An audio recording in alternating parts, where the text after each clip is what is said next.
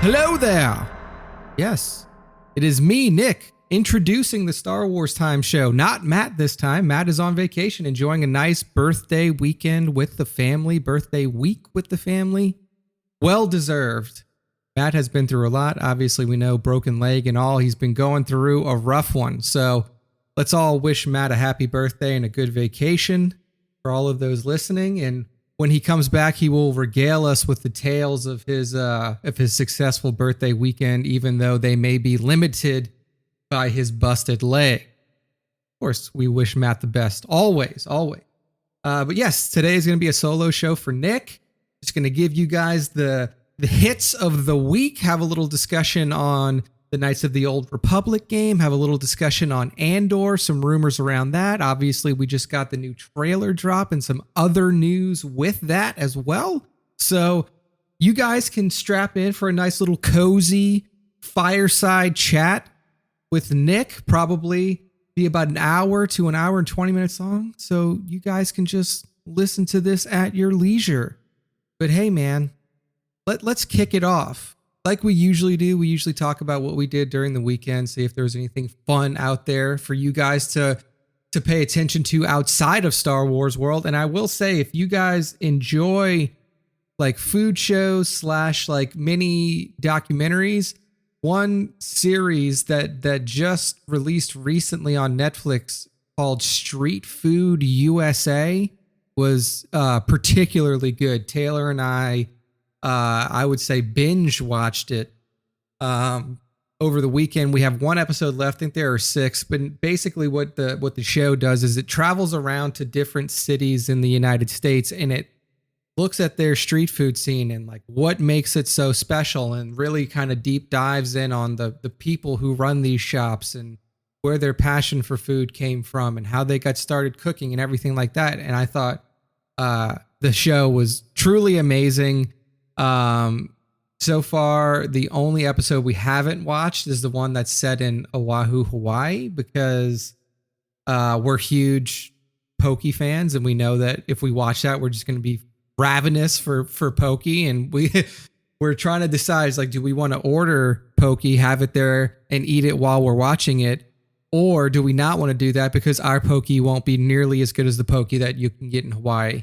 So that's a debate right now, but there's other cities on there as well. There's Los Angeles, California, Portland, Oregon, New Orleans, Louisiana, my hometown. Fantastic episode. So there's a bunch of awesome episodes of that on Netflix right now. You can go check it out. Other things that Taylor and I have been working through, just some older shows on HBO, nothing special. We started watching Hung. We're on season 2. Funny show if you like it. Obviously, if you have children, probably wouldn't watch it around the kids because it is very sexually slanted in terms of its humor and its content.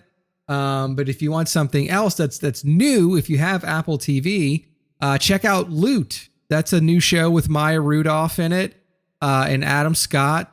Really funny, heartfelt show. We love Maya Rudolph in this household, so it was going to be a hit no matter what. But it's all around a cool, funny concept for a show. So you have Apple TV Plus, check out Loot.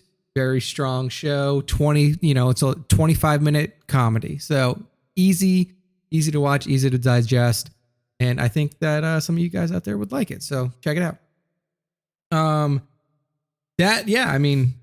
Very chill weekend for me. Nothing too special. Went out to a couple breweries, had some beers. And yeah, just overall, very chill weekend. So good stuff on that front as well. So let's just go right into the Star Wars stuff now, guys. You know how it goes around here. We talk news, then we get to our fan segment. Matt posted the question of the week up for you guys to respond to. So I will go through some of those responses when we get to the fan segment.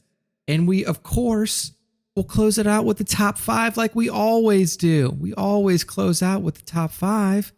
So we're going to kick it off right here. First things first, the bad news, right? You always want the bad news first so you can close out with the good news. Well, we got some really bad news in Star Wars land this weekend, and it was that the one game that seemed to have galvanized Star Wars video game fans around the world in their excitement, the Star Wars Knights of the Old Republic remake coming from Aspyr Media, has been shut down and shelved indefinitely. That's about the worst news you can get for a video game. You know, to say that full stop has happened, development has stopped. Aspyr Media has actually fired the two heads of the game, Brad Prince, the design director, and then Jason Miner, the art director, were fired from Aspyr Media, and the game itself is no longer in active development, and there are no plans to bring it into active development anytime soon. Super painful news for a lot of us Star Wars video game fans who've been pining for something, literally anything in the Star Wars video game landscape for the past 7 years or so. Unfortunately, this is not going to happen for us. Basically, the story that came out of Aspyr was, Brad Prince and Jason Miner presented a demo to the heads of the studio, and the demo just was nowhere near where it needed to be or where the expectations were. If you remember back to when we originally reported on this story, that the game was happening in full effect, Aspyr Media was taking it over. The initial plan was for this game to be completed and released by the end of 2022. People familiar with the project and heads of the studio said that after seeing the demo, there was just no way possible that was going to happen. An internal source that was close to the development did not say that they were on the development team, but was very knowledgeable on the development process and how far along they were, said that a more realistic timeline instead of the end of 2022 would have likely been 2025. So that is a massive disparity between what the expectations were for this game and what the actual development timeline was, which, I mean, for there to be a 3-year disparity means that either expectations were just unreasonably set by the higher ups, or that the team working on it was just so woefully behind schedule that they were never going to complete the game to begin with. It was also said that too much of the resources that were being allocated to the game were put into just making a functional demo, and not enough of the resources actually went into active development on the game. We've seen a lot of stuff like that happen during the height of the E3 era, during the video game, the video game timeline.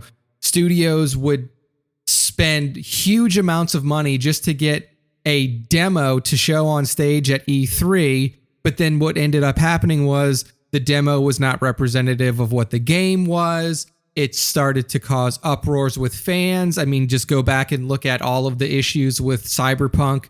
That was one of the huge problems, is that we would see E3 demos, we would see E3 gameplay videos, quote unquote. And then when the game came out, none of what we saw in these videos and these demos were in the game, or it had been drastically changed and reduced in scale to what we saw. And that's why fan outcry around Cyberpunk was so loud. I mean, other than the fact that it didn't work on half of the generations of consoles that were out. But that was a lot of it, is that these demos did not provide an accurate look at what the game was going to provide. And I think that's probably what happened with this Old Republic remake. The guys at the studio, the heads of the development of the game, wanted to try to make the demo look good for higher ups, and the higher ups were able to see through that. And to their quote was the project was on an unsustainable budget path. So it's super unfortunate, because if you think about, what was out there in the Star Wars game landscape for 2022, it was Star Wars Hunters, which has been delayed. And it was Knights of the Old Republic remake, which is now officially dead. So 2022 is going to be another year with no Star Wars games for you to enjoy, for us to enjoy. I mean, it's at this point, it's getting really upsetting. You know, one of the things that really pulled me deeper into Star Wars when I was a kid was games. You know, like there was only so much media around Star Wars that you could intake at that time. You know, when I was, 9-10 years old, 1999 comes around, 98, you didn't even have the first new movie yet. I was 10 years old. I was like, okay, well, I've seen all of the movies already. I've seen the original trilogy over and over again on VHS tapes that I recorded from my friend. And all that was out there were video games. And that's kind of how I got deep into Star Wars at first, was through the video game. Playing, in the early 2000s, playing the Knights of the Old Republic games, playing Jedi Academy, playing Force Unleashed. Stuff like that made me interested in, hey, the stories that are beyond the movies, and that drew me into the books and everything else. And I think that not having a thriving video game ecosystem is stopping people from entering the Star Wars expanded universe. When you play a game like, Knights of the Old Republic, it forces you, it almost, I don't want to say forces you, but it makes you want more. It makes you want more of these stories that you can't find in the movies. So that led me right into the books. I was like, hey man, if they have stories about this kind of stuff, if there are Knights of the Old Republic games out there where I can play through a game and find out that, I'm Darth Revan and then go fight the Triumvirate in the second game and stuff, like there have to be other stories like that out there. And then that opened up my whole world to the Star Wars Expanded Universe novels, reading the Darth Bane books, incredible Old Republic, not quite, far later than the actual Old Republic video games, but still in the Old Republic, 1,000 years before the Phantom Menace. So there was plenty of timeline back. I mean, read that whole trilogy, incredible, loved it.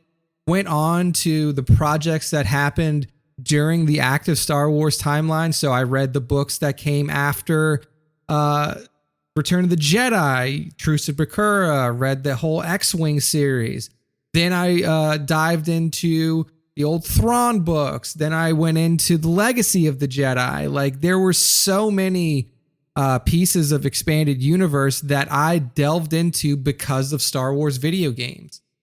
Playing Knights of the Old Republic, playing Jedi Academy, playing all of these games that were so well made led me into, like, really deepened my Star Wars love more than anything else. And people really haven't had the opportunity to do that recently. Your only entry into it with any noticeable storyline progression is Jedi Fallen Order. People have their issues with that because of the combat system. You kind of had a taste of a Star Wars single player experience in Battlefront 2's campaign, which was well made, but just not a full game experience. So this one really hurt. This one was something that I think a lot of us were looking forward to. I was hesitant on it at first, and I said that I would play it if there was an updated battle system and stuff like that, because I've played the original Knights of the Old Republic to death. But I was starting to see the light on this game. I was starting to say, like, hey, even if it is, not a completely new battle system, but updated with modern mechanics and stuff like that, I'll give it a play. And now it's just gone forever, which is unfortunate. Hopefully, there's some sort of licensing rights that would allow Lucasfilm to maybe take this game back from Aspire Media and give it to another studio to complete, but it does not seem like that's likely anytime soon. So like I said, starting off with the bad news, obviously it's always bad news to know that a project like this that had so much hype behind it is just not going to happen. It's not delayed. It's not, being restructured. It is shut down. So, very somber note to start the podcast on, but hey, that kind of stuff happens in the video game development landscape. And like I said, all that I can hope for is that somehow this project will see the light of day again at some point, but it seems like at least this version of the game is officially dead before arrival. So first piece of news down. Next big piece we're going to talk about, obviously all of you have already seen it. It is the first, or not the first, the final Andor trailer. We still have quite a bit of time before the release, especially now that the show has been delayed. So August 1st, which was on Monday, August 1st, the Andor trailer dropped, but along with it, the news of a 3-week delay came as well. So the show was originally supposed to release on August 31st, the end of this month. So in roughly 3.5 weeks. But at the end of the trailer, the nice splash screen that shows you the release date did not say August 31st, it said September 21st. So that is a full 3-week delay. So now we're about 6 weeks out, plus 6.5, maybe 7 weeks out from release, which sucks. Yeah, for all of us. Nobody's happy about it. But what I will say is that I don't get upset about delays anymore. Delays usually happen in Hollywood, especially now for a multitude of reasons. May not be related in any way to trouble with the production or anything like that. In fact, production on this show is long since over.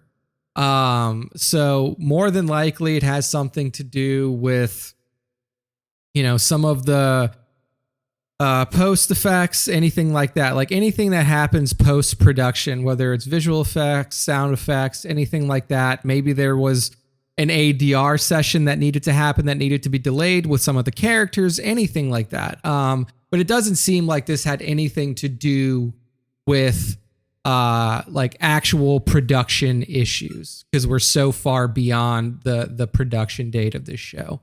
But other than the delay, they did kind of, put a little sugar on top of it with a 3-episode premiere. So instead of having the normal 2-episode premiere like we had with Kenobi, the first day of Andor's release, there will be 3 episodes available for you to watch, which is a really awesome little, gift to give you to make up for the delay.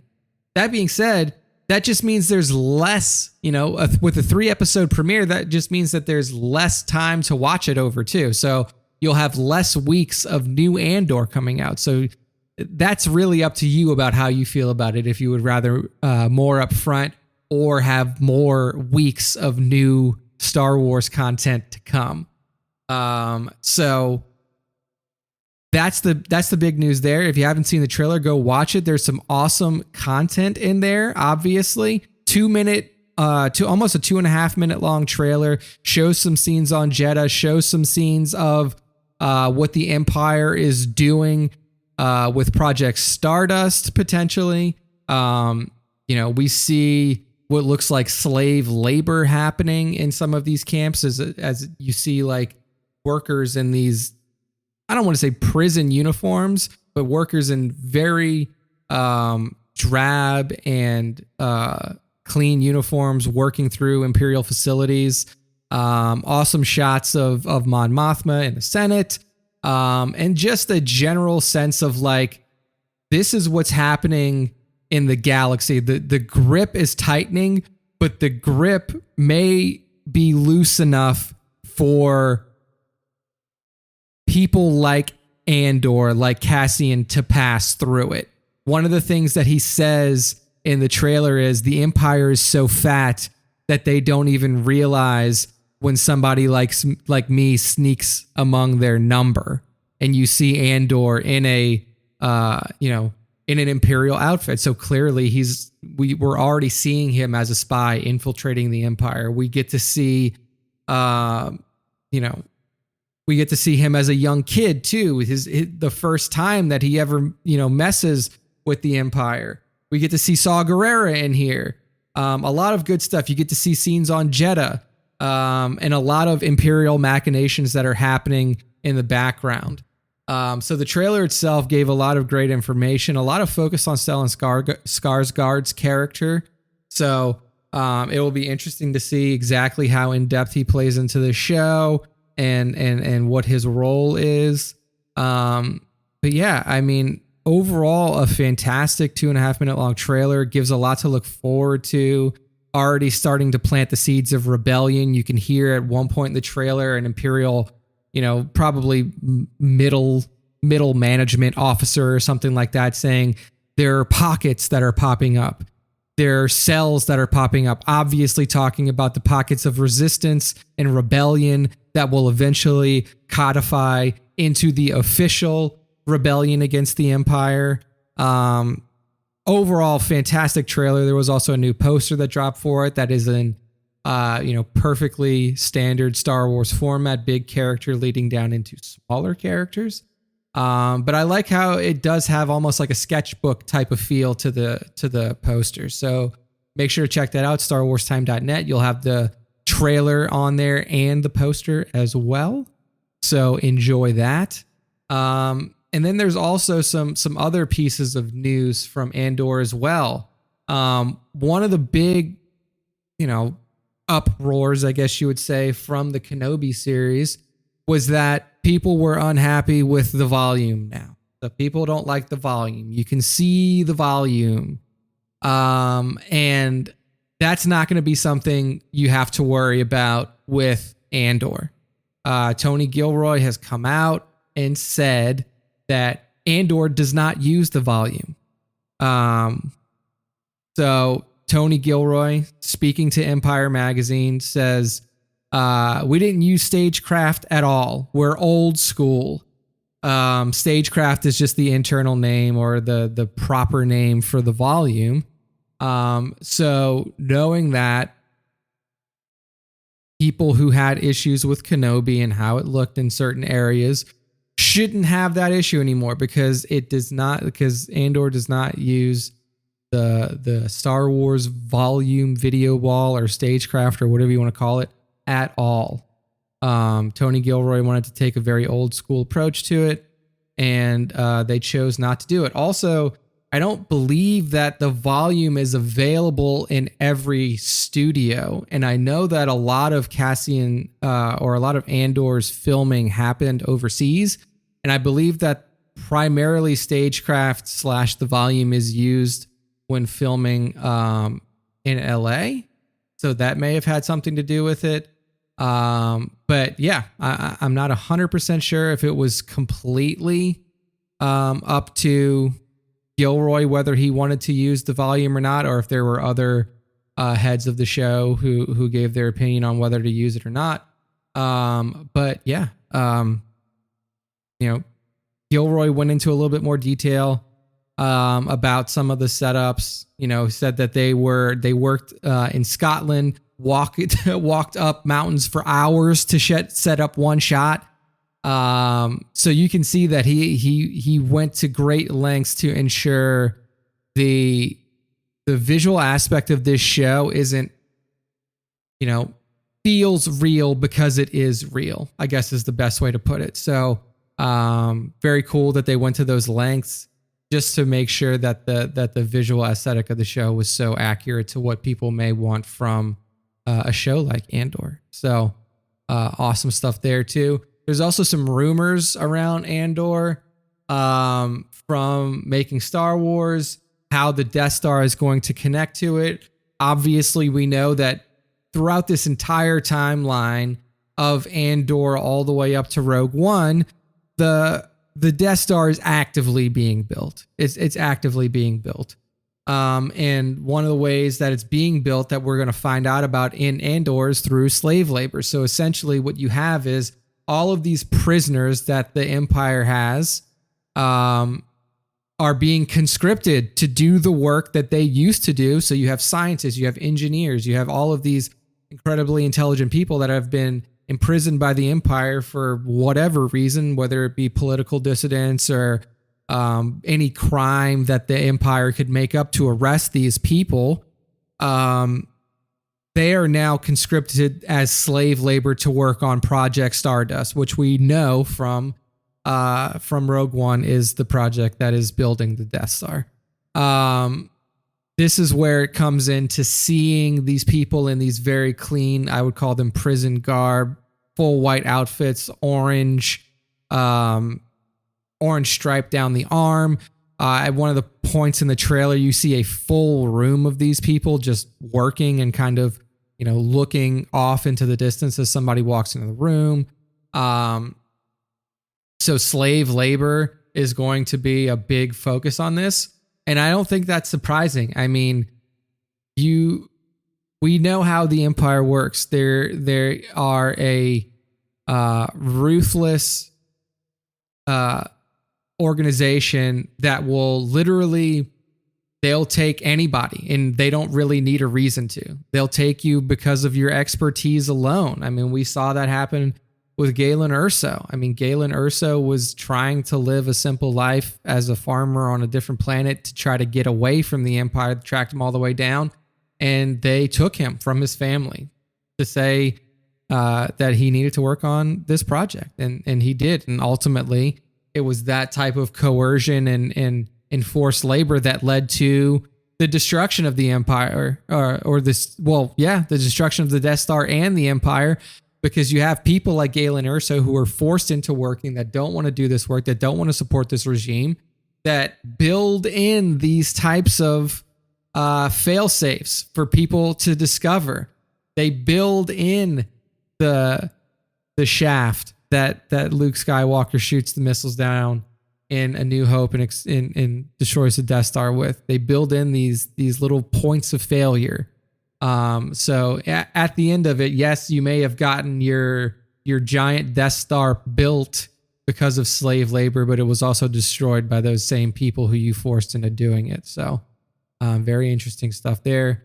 I mean, I think that this trailer has given me a lot more, I don't want to say hope, because I always thought that Andor was going to be cool. It proved to me a little bit more that Andor is actually going to be the show that we expected it to be. Andor is going to be a very gritty show that is unlike anything that we've ever really seen before in Star Wars, in my opinion. To a certain degree, The Mandalorian had some grit to it, but then it was also kind of evened out by the Grogu angle, like having this little baby around always kept the mood light to a certain degree. It was easy to insert comedic moments because you had Grogu that was the constant companion of Din after episode 1. And it just it kind of kept it light, and there was always a levity to the show because of the inclusion of Grogu. I don't know how much levity we're going to have in Andor. And rightfully so. In my opinion, it doesn't really need it. Like, a show like Andor should show the tough, the gritty, the sometimes uncomfortable aspects of what's going on during a rebellion, during the seeds of a rebellion.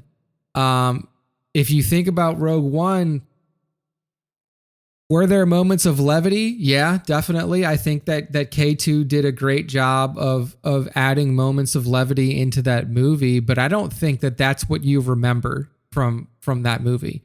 What you remember is the sacrifice, K2 scene where he goes down, delaying the invasion of the stormtroopers into the Scarif base as long as he can, while Jin and Cassian are trying to retrieve the Death Star plans. You remember that incredible scene. You remember the scene of all of the explosions going off in the Scarif Beach. You remember the battle scene, the space battle scene leading up to the invasion of Scarif. And then you also remember that amazing scene with Jin finding her dad, them landing on that planet with the Imperial base on it, climbing up to try to save her father, and her father gets gunned down by director Krennic. I mean, it's all around. It was a movie that was darker in tone. It was a movie that showed you the tough side of the plucky rebellion that we've only ever seen little bits of in the original trilogy. It showed you the sacrifice that needed to go in place. You saw a planet essentially get half destroyed in Jeddah. And you saw what a rebellion can do to somebody like Saw Gerrera, who's seen his family, his friends, his closest allies killed by the Empire, even from a young age, and how that can mentally and physically degrade a person. And I think that's what we can expect from Andor in the TV show. I wouldn't expect there to be a lot of moments of levity, of like little comedic moments or anything like that. K2's not even going to be in season 1. So if there is a bit of comic relief, it's going to have to come from a different character that we don't know about yet. But it's going to be a very different show than we've ever seen before in Star Wars. And I think that's a good thing. I think that having tonal shifts like this and having different types of shows, having shows that don't have moments of levity, that are very serious, is important. So, super looking forward to it. Obviously, slightly upset because of the delay, but that's understandable. I would rather them have more time to get everything buttoned up and exactly how they want it than to force them to, finish something up too quick, or to cut corners, or to make mistakes when they're trying to do a rush job to get it out by the 31st. When, hey, man, if you just need 3 weeks, we'll take it. We'll take a 3-week bump to make sure that everything is as buttoned up as it should be. So yeah, I mean, that's the big news on Andor. There are some like small acolyte things out there on Star Wars Leaks if you guys want to go read it. Not something that I'm going to talk about, because you're talking about things without even the slightest hint of context or anything like that. So if you guys are interested in leaked materials, you can go down to Star Wars Leaks on Reddit, scroll down a bit for probably 10-15 posts, and you'll see some leak information on the Acolyte. If you want to read that, you can go ahead and do it. It is out there for you to consume. But for the Star Wars Time Show, the solo Star Wars Time Show for Nick, we're going to transition into our fan segment. Like I said, there was really only a couple of big things out there in Star Wars land today, or this week. There are some Tales of the Jedi leaks that I also don't want to read through, because Tales of the Jedi is an anthology series. They're short episodes. I don't want to have already short content spoiled before the show is even close to releasing. So if you guys want to read those leaks as well, you can go Star Wars Leaks on Reddit and read those. But we're going to transition our fan segment. If you want to get involved in the fan segment, make sure to follow us on Instagram at Star Wars Time Show. We will post a question of the week every Tuesday morning. And if you see anything that you would like to, if you see a question that you would like to answer, please do it. Drop us a comment, answer in our stories, and we will read some of those responses on this here show. So the question this week is, how do you feel about the Andor delay? We try to theme our questions. Matt tries to theme the questions around whatever's happening this week. Obviously, he didn't want to ask how people feel about Knights of the Old Republic being completely canceled, because I feel like that would be a very one-sided response. Nobody's going to be happy about it. Everybody's going to be upset by it. So how do you feel about the Andor delay? Very, very reasonable question.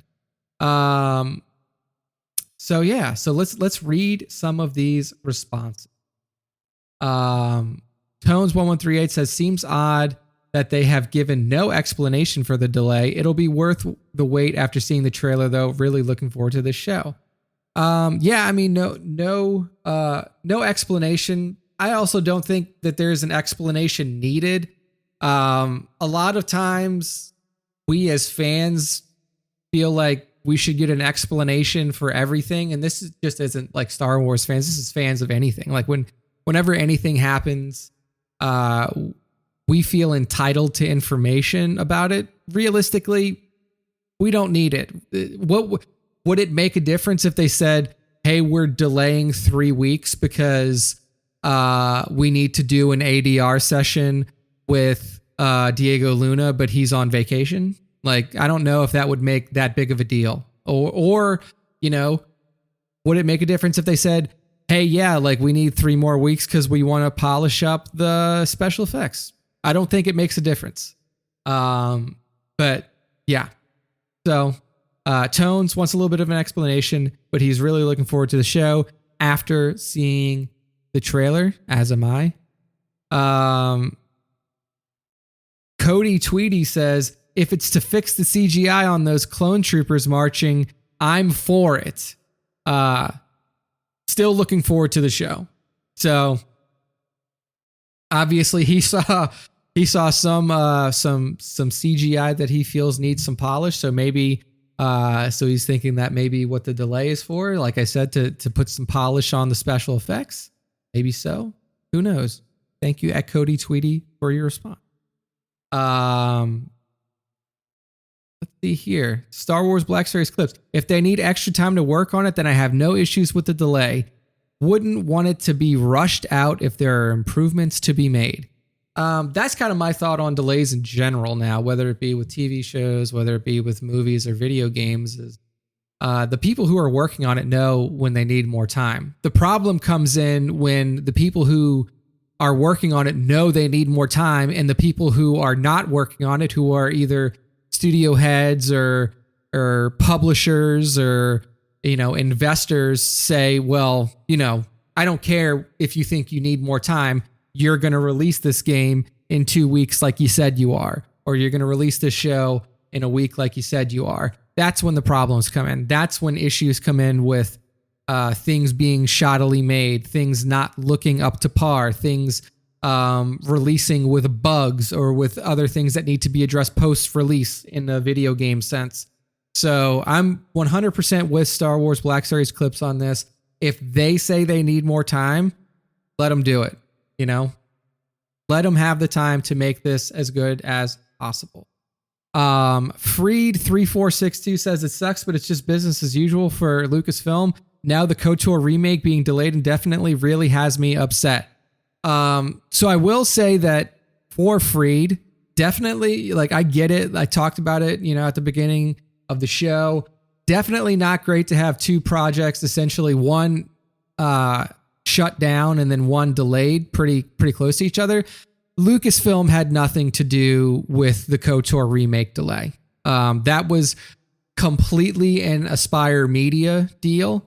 The studio heads of Aspire Media were shown the demo. There was, at least to what was reported, there was nobody from Lucasfilm or Disney there in that meeting. This was a decision that was purely made by Aspire Media, given the state of the game at this point in development and the investment that had been made in it. So I don't think that those two things are necessarily linked. I also don't think that Lucasfilm necessarily has a history of delays, or of, like, you know, things like this happening. And even if they do, even if there was a delay in the past that I'm just not recalling right now, because I don't really remember stuff like that unless it's like Cyberpunk, where the game was delayed for 4 years, essentially. I don't remember small delays, 2-3 week delays. It's not a big deal. Like, if a project gets delayed, like if Andor, you know, we know is delayed 3 weeks now, but then at the end of this month, you know, at the end of August, they say, like, okay, well, we're going to delay it another 3 weeks. Like, we're going to push it until October. Then I start to get a little worried. then it seems like there are problems that are systemic with the post-production process that they haven't been able to figure out yet. But for something as small as the 3-week delay, it probably is nothing at all. Just simply the post-production team needing a little bit more time just to add some polish, tweak some things, maybe do a little bit of voiceover work. So I don't typically remember that for projects, as long as it's not something that continuously happens. So yeah, that was Freed 3462. Thank you for your response. So Star Wars Props has an interesting kind of angle at this here. He says, makes sense with the release of House of the Dragon release date. Honestly, I can wait as long as I need after seeing that trailer. Looks higher budget than any Disney Plus Star Wars release we've ever seen. So I never really took into account the House of the Dragon release date. I also don't think that Disney did either, because let's be honest, like, there are like the first episode release date is August 21st. So, I mean, you already had a 10-day window after the first episode release of House of the Dragon. And I'm going to be honest with you. I don't think House of the Dragon is going to get the response and the viewership that the original Game of Thrones did. If you think about when people started to hate Game of Thrones, or started to really, when it started to fall off, it's when they didn't have any more material to work with. It's when George R.R. Martin's writing had diverged from what was happening in the show, and when you got towards the end where there was nothing there anyway. And that's all. Like, House of the Dragon is completely unexplored territory. George R.R. Martin hasn't, at least to my knowledge, there's no written material that George R.R. Martin had provided or was readily available that this is based off of. I know that there were history of the Targaryen families that were written in different, like, kind of encyclopedias and in collections of stories and stuff like that. I don't know if that's being used as an influence to write this show, but I think that just like the sentiment around House of the Dragon and around Game of Thrones in general has kind of soured, especially after the final season. So I'm not sure if they're worried about that taking up their viewership. I also think that those two shows are very wildly different. They're two completely different appetites. I don't think I don't think that there is a 1-to-1 correlation of people who are going to watch House of the Dragon are also going to watch Andor. I don't feel like that those are completely 100% crossover markets. So I don't think that has anything to do with it. I could be wrong. Like, maybe Disney has some tracking numbers in their back end that shows them that, House of the Dragon could eat into their watch share of streaming or something like that. But I don't think that that's the case, but it could be. So that was Star Wars SW Props. Thank you for your response as well. And I think that, you know what, I'll read one more. I'll go and I'll pull from our story responses, see if there's anything in there that seems juicy, that sounds good. Let's see here.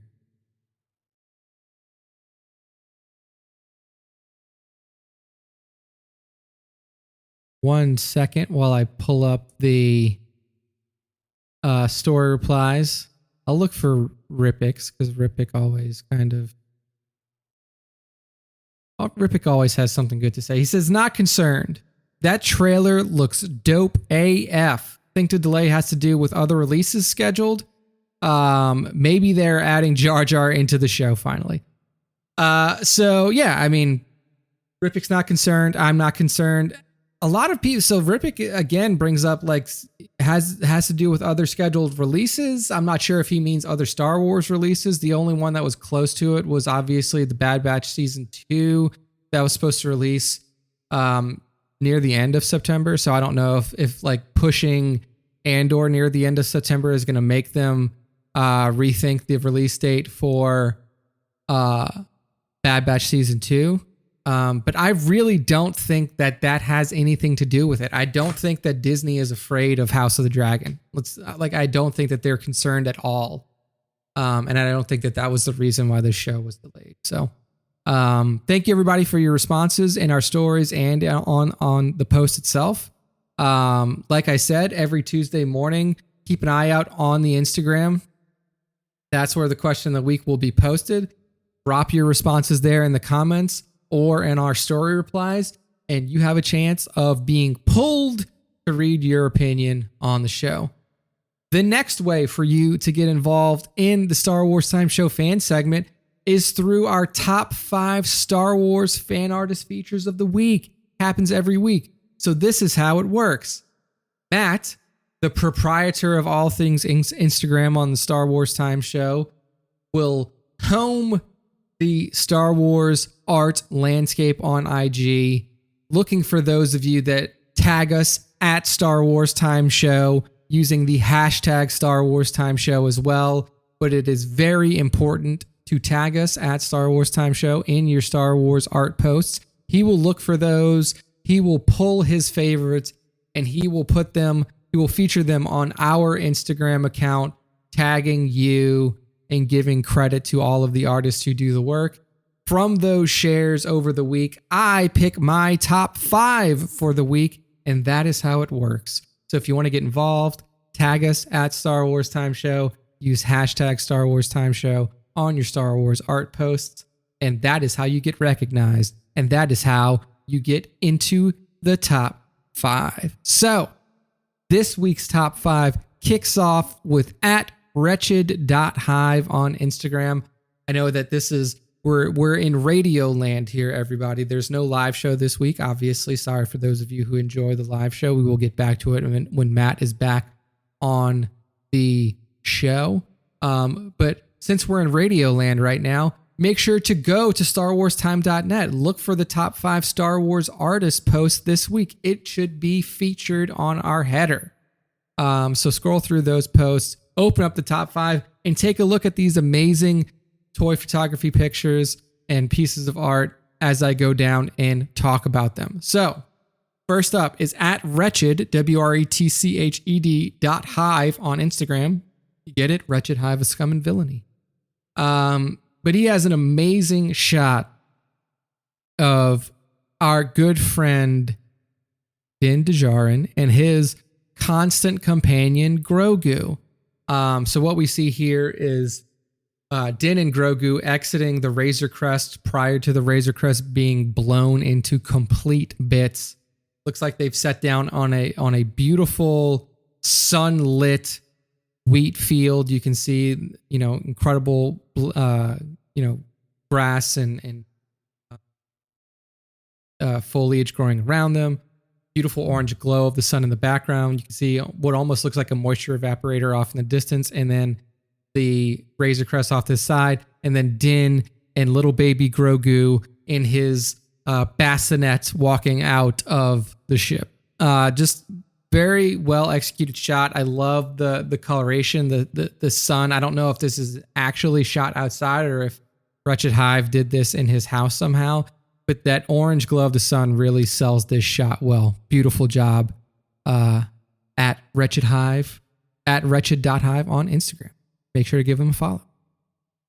Next up is an incredible X-Wing shot here from at Mattea, MATTEA _toy _photography on Instagram. Excuse me. Take a sip of water real quick. So what at Mattea Toy Photography has done is put together an incredible shot of an X-Wing. Looks like Red 5, in fact, blasting off from the surface of a sandy desert planet. How sandy desert planet in Star Wars? There's only one of those, right? No, wait, there's 2. No, wait, there's 3. Probably 4, maybe 5. we'll just say it's Tatooine, right? That's how desert planets work in Star Wars. If you don't know, it's Tatooine. So what we see is Red 5 here blasting off from the surface of Tatooine, and Matea Toy Photography has done an absolutely wonderful job of kicking up the sand behind the engines of Red 5. You can see a huge blast of sand, crater in the sand itself, where the ship has kind of flown over this section, kicked up a bunch of sand in its wake, and yeah, I mean, it's just a fantastic job. You can see that the S foils aren't even like in attack position yet; they're still closed, so this is still early in flight, and they're in atmosphere. So I don't think that you can have S foils fully out in atmosphere upon like initial takeoff. But yeah, I mean, it was just an absolutely cool shot at Matea_toy_photography on Instagram. Go give them a follow. Next up, we were kind of just talking about this a little bit in the beginning of the show with the cancellation of Star Wars Knights of the Old Republic remake. But what we have here is a great shot from guillaume.gh4. That is at GUILAUME.gh4 on Instagram. And it's a shot of Revan himself. If you've played any of the games that include Revan, that is Star Wars Galaxy of Heroes, that's Star Wars Knights of the Old Republic, that's Star Wars The Old Republic MMO, you know what Revan looks like. You know that signature Revan mask, you know the signature black cape with the leatherette kind of chest piece and the signature belt. He's got both of his lightsabers ignited, one red, one purple, in a beautiful stance, and the atmosphere that Guillaume has pumped into this image is absolutely sells it. You have these colored lights. You see the red reflections in atmosphere off of the red saber. You see the purple reflections off of atmosphere off of the purple saber, and then you have this beautiful blue light source coming down from the top right of the image that illuminates Revan from his left screen right. Just a masterful job on capturing the essence and just the coolness, for lack of a better term, of this character in toy photography. So at guillaume.gh4 on Instagram, go give him a follow. Beautiful work on this here shot. Next up is at visual_approach_photo. One of our favorites, and what Visual Approach has done is essentially given us, I don't know if it's necessarily, I think it is. I'm going to call it a scene recreation from Attack of the Clones. So what we see is our good old straight up white armor clone V1s from Attack of the Clones. It looks like they're on Geonosis too. And there's one of the clone tanks that they dropped onto Geonosis with right behind them. So you see on like a small ridge above them, the tank, gun pointing over. You can see a Jedi on the tank kind of leading the charge. And then you see 4, Phase 1 clones down there on the ground, firing their guns in different directions, shooting down all of the different Geonosians that are flying at them. Yeah, man, it's a very clean, very well executed scene recreation shot from Visual Approach Photo.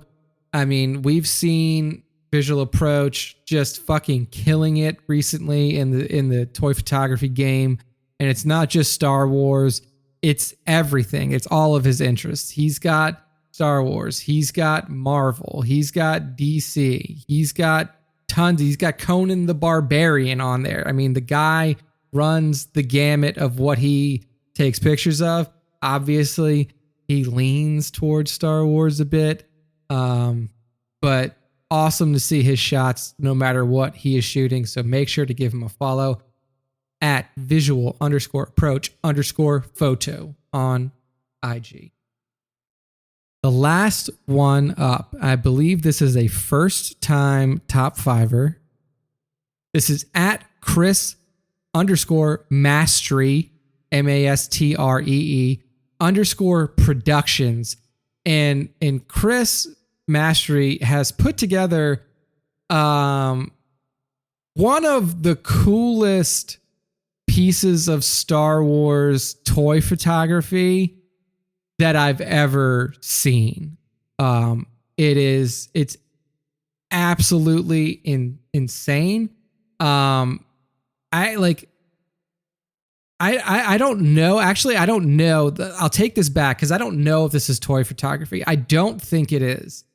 I think that this is like renderings that Chris Mastree has done on his own to basically take Halo Spartan armor and then turn it into clone troopers. So what we see in this image is right up front, the man himself, as Chris Mastree calls him, Spartan Rex. So what you see is full Halo Spartan armor, but it is completely customized to match the armor that Rex wore in his clone armor. You get the clone helmet, the essential, 100% recreated clone helmet, but just so much more bulk, so much more. It looks like Rex's body size has almost been like doubled in terms of his width because of how big the Spartan armor is on him. And then Rex is flanked on both sides in the background by two on either side of him, other Spartan clone troopers just menacingly walking towards the frame. And there's two massive explosions going off in the background. I mean, this is just masterful mashup between Halo and Star Wars. It's just such a beautiful rendering of what a more badass kind of, a more badass Star Wars clone trooper could look like if you gave him kind of the bulk and the size of the Halo Spartans. And it really just jumps right out at you as soon as you see it. It just stands out from everything you've ever seen in toy photography before. Because it's not toy photography. It is a special render done by Chris Mastree himself. So make sure to go follow this person at Chris _ Mastree. That's Mastree _ productions on Instagram. The guy is a visual artist to the max. Just beautiful work. Whether it be Halo, Star Wars, a mash of both. He is a huge fan of just sci-fi in general. So make sure to go give him a follow. And that's it.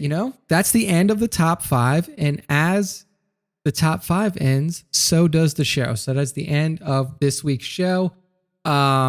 Thank you all for tuning in. I know it was a shorter episode than you're used to, but it's a solo show. And I am not as verbose as Matt when it comes to solo shows. He'll give you 2.5 hour long solo shows. I'll get you out the door in an hour, maybe even a few minutes less. So as always, make sure to follow us on our socials, Facebook, Twitter, Instagram. Obviously, we use Instagram the most. So at Star Wars Time Show on Instagram. Go give us a follow on TikTok too. I know that Matt's been throwing up some TikTok content on there. If you're interested in short form stuff like that, give us a follow on TikTok. Make sure to follow us on the podcast platform of your choice, whether it be Spotify, whether it be Google Podcasts, Apple Podcasts, whether it be Pandora, anything. We're on so many podcast platforms that it's actually just hard for us to remember all of them. But give us a follow on whichever one that you use. Also, very important, give us a rating. I know on Spotify you can like give a star rating to podcasts, I believe, in some instances. So look at that. See if you can like give us a like. Give us a rating on Apple Podcasts. Give us a rating on Google and any other platform that you're on, because those ratings help other people see the Star Wars Time Show, and that helps us because the more people who listen, the more we the wider our fan base gets, the more that we can do, the more opportunities that we have to interview fun people like we did in the past when we were talking to Nick Gillard, the master of special effects on the prequel trilogy, and other Star Wars artists that we've talked to over the years, both people who have worked on the movies and who have people who work in the community. So do that. Give us a rating. We would greatly appreciate it. And share us with your friends. You know, if you have people who like Star Wars as well, say, hey man, there's this new podcast I'm listening to. Pretty cool. The guys are pretty chill. Give them a link to one of our podcasts. Have them listen. Maybe they'll like it, maybe they won't, but hey, you gave it a try. That's about it. As we say at the end of every show, if you listen to the Star Wars Time Show, the Force will be with you always. Thank you and enjoy your week.